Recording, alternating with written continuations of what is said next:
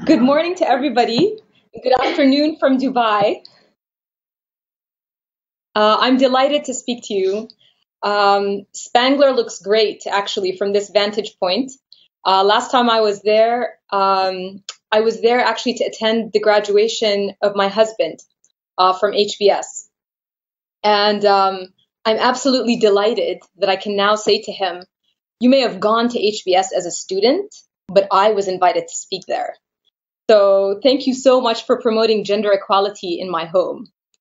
But more importantly, really, thank you to Robin and Amy, two women whose work that I really admire for giving me the opportunity to connect with such a great group of scholars and practitioners, even though I wasn't able to attend in person. My virtual participation is actually apt given the title of our panel. Virtual collaborations are key at the moment in higher education institutions in the US as they go global. The rise of MOOCs, or massive open online courses, which broadcast US-based teaching to millions of students virtually around the world.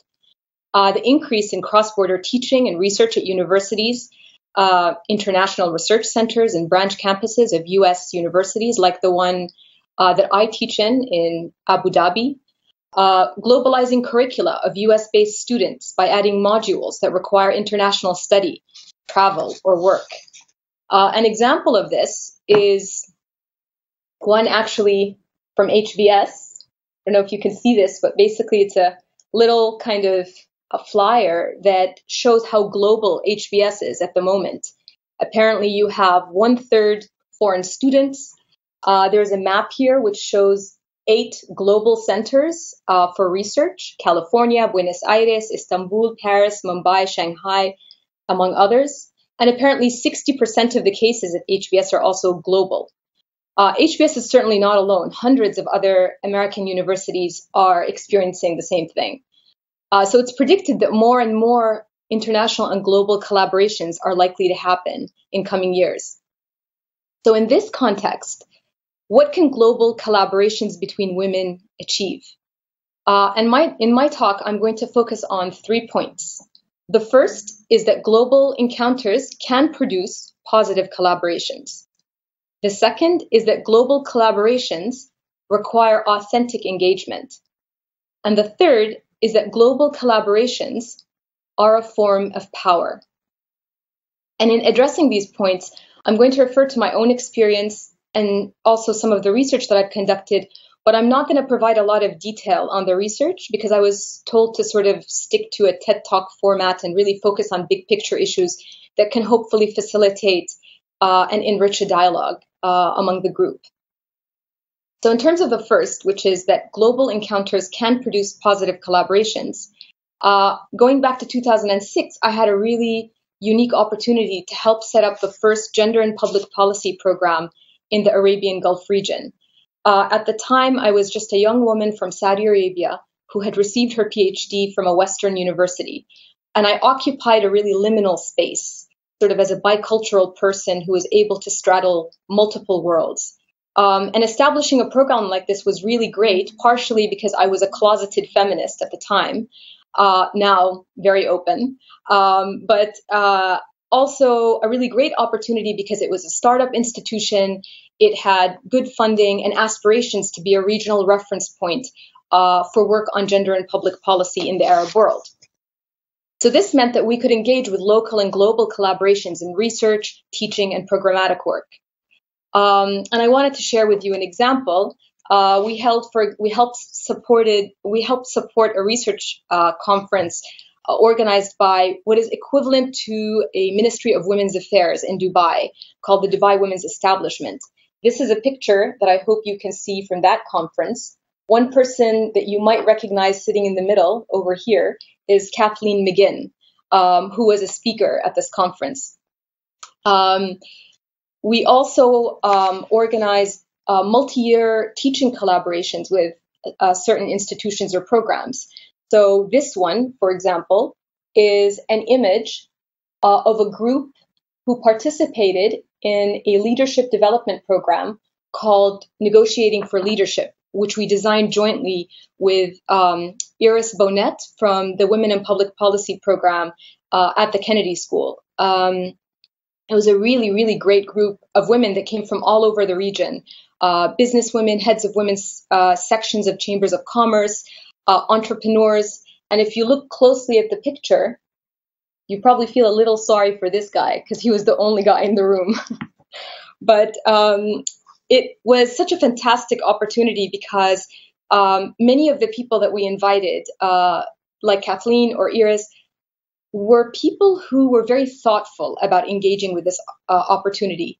They really shared their knowledge of what they knew, but also were deeply cognizant of the fact that it was produced in a particular time and place and for a particular audience. Many of these relationships I feel very lucky that I'm able to maintain, and I hope will grow over time. But some global encounters are not that positive. Some of them, frankly, are downright negative. We held, for example, a leadership development roundtable with scholars and practitioners who were working in the UAE. So some of them were from the Emirates, but many of them were not. They were foreigners. And what we found is that the conversation was sort of deteriorating into a conversation about how women in the UAE were just so much worse off than women in the emancipated and liberal West. And so attributions of discrimination were coming down to simplistic generalizations like, well, you know, Middle Eastern culture, or, well, this is how it is with the Muslim religion, and often contrasted to the sort of idea of a liberal West. Oh, you know, these kinds of things would never happen back home. And it was really curious to me, as somebody who had read the work of many Western feminists who were critical of the forms of hegemony in their own contexts. I found it fascinating that these encounters with the Middle East turned the West, discursively, into a bastion of gender equality. And Chandra Mohanty, a post-colonial feminist, wrote about this kind of phenomena in a seminal article called Under Western Eyes, Feminist Scholarship in Colonial Discourses. And here she describes the dynamic, and I'd just like to share that quote with you. Third world women as a group or a category are automatically and necessarily defined as religious, read not progressive, family-oriented, read traditional, legally unsophisticated, read they are still not conscious of their rights, illiterate, read ignorant, domestic, read backward, and sometimes revolutionary, read their country is in a state of war, they must fight. And what this means really is that without an overdetermined discourse that creates a third world, there would be no singular privileged first world. Without the third world woman, the particular self-representation of Western women would be problematic. And Chandra Mohanty's description is especially true in the case of Middle Eastern or Muslim women who are often discursively presented as a counterpart to the situation of free women in the West. And this actually inspired a collaborative project with a person in the room that I'm going to mention in a moment, which is sort of tentatively called Feminist Orientalism. And what we're trying to do is really kind of unpack what it actually means for women in the West to constantly feel grateful that they're faring better than a group of oppressed women elsewhere. And the project combines post-colonial theory and social comparison theory from psychology to assess the effect of salient images of Arab or Muslim women used in downward comparisons by American women. And I'm not going to go into the details of the project, but I did want to share kind of 3 quick findings from a pretest that we carried out in a large US university. We found that 77% of female students at this university where we ran the pretest believe that women in the US have it much better than other women from most other countries. So basically, US women as a monolith are privileged. And in a forced ranking of regions, 77% believe that women in the Middle East ranked as the most oppressed, while around 80% believe that North America ranked the least oppressed. So you have this dichotomy, first world versus kind of oppressed Muslim world. And in an open-ended section where we didn't actually prompt them or give them a region to think about, the majority listed Muslim women or Middle Eastern women as the category of women that they hear the most about in the media. And I'm going to give you a quote just to kind of give you a feel for some of the responses that we got. "It makes me feel proud that I live in America. We have so many more freedoms than the freedoms that Middle Eastern women have. It helps me keep perspective about how lucky I am to have this life that I live." So this kind of presence of this construction of an oppressed other is really key to this feeling of being grateful and just thankful that what one has is pretty good relative to what exists elsewhere. So the point is really, because this project is still in its early stages, is that despite the original global encounter, which was perhaps far from positive, one can establish a collaboration that takes advantage of that problematic nature of the encounter itself by questioning it, deconstructing it, and hopefully moving forward towards an emancipatory space that creates new ways of seeing for everybody. The second point that I wanted to make is that global collaborations require authentic engagement. When I was originally asked by Robin to think about an example of a positive collaboration with somebody that I've had that I think of as a mentor, the first person who came to my mind was Hannah Riley Bowles. She is a person that I consider a mentor, a friend, and an overall absolutely inspiring person. I'm sure many of you are familiar with her work on gender and negotiation. In a nutshell, for those of you who don't, she basically looked at how men and women experience different social costs when they negotiate at work. And her work shows basically that women versus men incur a higher penalty when they negotiate compared to when they don't negotiate. And that this is important because it has an impact on women's ability to access leadership positions in organizations. And through our collaboration over the last few years, we carried out experimental work in Saudi Arabia and the United Arab Emirates. And we basically found the same thing, that in the context of local organizations, the social costs of negotiation for women, or the penalties, are higher than they are for men. But what was interesting is that in the context of globalization or global organizations, men tend to suffer a higher penalty for negotiation, meaning men are also penalized for negotiation in the context of global organizations. Now, we interpret this essentially as a decline in status. So men's status is relatively lower in global organizations than in local organizations, because in the global context, they're compared to a neoliberal masculine ideal worker benchmark, drawing kind of from sociological theory on globalization and masculinity. And the reason that I'm giving this example is that I mentioned this collaboration not just because I think it's positive in terms of producing an outcome of sorts, but really because of the process itself. In working with Hannah, I found that there was a genuine openness to an authentic engagement with the region, its people, and its realities. She really took the time to understand how people's experiences have shaped factors that are overlooked or perhaps not relevant or not well understood within the US Academy. She engaged with things like focus groups, for example, which are, at least for psychologists, not really productive. They don't give you data that you can immediately publish. But they were really important to developing the theoretical part of this work. And they gave us a very good feel for how there were some very deeply held beliefs that men in the global context are also discriminated against and are also they're the ones that hold disproportionately negative stereotypes, even compared to women. And then finally, really, she was very patient and creative, because having to deal with an environment that was lacking in infrastructure for doing experimental research is not easy. It is not like the US context, where you have entire labs set up, you have polling and market research firms that enable you to get data quickly. This stuff is expensive, it takes time, and it can be very frustrating. And it requires a constant sort of feedback mechanism to figure out what we're doing that's actually working. Other collaborations that I've been involved in, and also that I've heard of from other people, tend to kind of view international counterparts as essentially gatekeepers to data. They just need them to distribute surveys, check the language, give minor, feedback. But actually, This kind of engagement is highly problematic because it reinforces unequal power dynamics between collaborators, and it produces research practices that actually don't build long-term relationships, but are more like quick wins.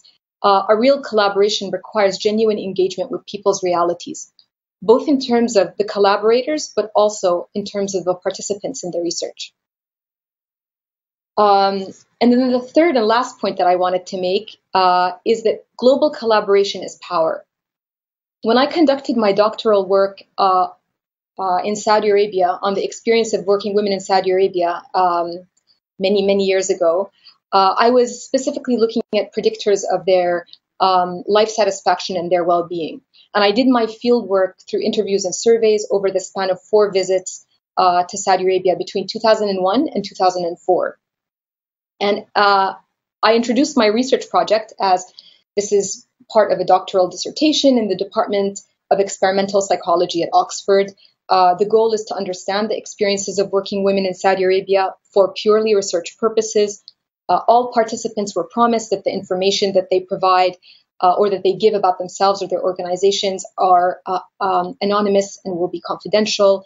But what I noticed is that the interviews that I was conducting across the different fieldwork visits were sort of similar in content, but the way that I was being understood as a researcher was really evolving. And in particular, towards the later fieldwork visits, so sort of post-2002, it became clear to me that participants were conscious of how my research would represent Saudi women to the West. So, for example, after interviewing a school teacher and asking her to introduce me to some of her colleagues, she introduced me as someone who will help us raise our heads high and show them, and I'm quoting now, in the West, that Saudi women work and they're not like Afghani women in television. And while I had certainly not implied that my project was meant to showcase the role of Saudi women, some participants were clearly attributing that role to me by virtue of my identity as somebody who held the same nationality but was living abroad, and somehow then responsible for the reputation of the collective. Women were actually clearly aware. An example like this shows you that women were clearly aware of what Leila Abul-Lughad, an anthropologist at Columbia, had written in her book, Do Muslim Women Need Saving?, which is that representations of oppression, even when they are conducted in academic or scholarly contexts, can be used to justify military intervention.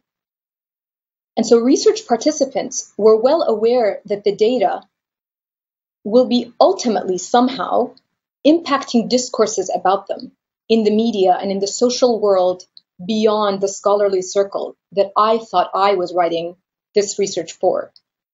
And in my case, because I shared this objective positionality with many of the women who were there, perhaps they were more open in sharing this notion with me, even in a very rudimentary way. So I say this in the context of a conversation about global collaboration because the notion of a subjective positionality is different for collaborators who come from different geographies. Some of them are likely to go home and not back to the place where they collected the data. They're not likely to deal with the consequences of a research project on a group or a community of people who have to live with the consequences. So given the trend of going global in academia, I thought that this is a fantastic time to engage with and build on some of the ideas that academic feminists in the West have championed, like self-reflexivity, standpoint theory, and intersectionality. These tools help us engage with the fundamental nature of power in global collaborations. So I hope these 3 points are helpful for fostering a conversation on bridging the globe in collaborations, that global encounters can produce positive collaborations, that global collaborations require authentic engagement, and that global collaborations are, after all, a form of power. And given that you've been staring at me for the last 15 minutes or so, you've probably also been staring at this photograph behind me. So I kind of feel like I should tell you a little bit about it. This is a photograph from the UAE. It was taken by an Emirati photographer called Farah Al-Qasimi. She actually lived in the East Coast of the US for a number of years. She studied at Yale University. And no, Harvard people, this is not done on purpose. But her images are really about everyday scenes that she had been exposed to during her time in the US. And the images that she took may look unremarkable, seen through the eyes of somebody from the US, a deli, a burger joint, or in this case, a street with a nondescript motel and a few random cars. Yet once framed and documented, this encounter becomes an exotic image worthy of being framed and subject to scrutiny and an interpretive gaze.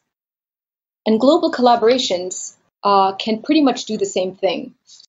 They can make you really aware that the most normal looking thing that you've taken for granted is actually something worth looking at a little bit more closely. Thank you so much.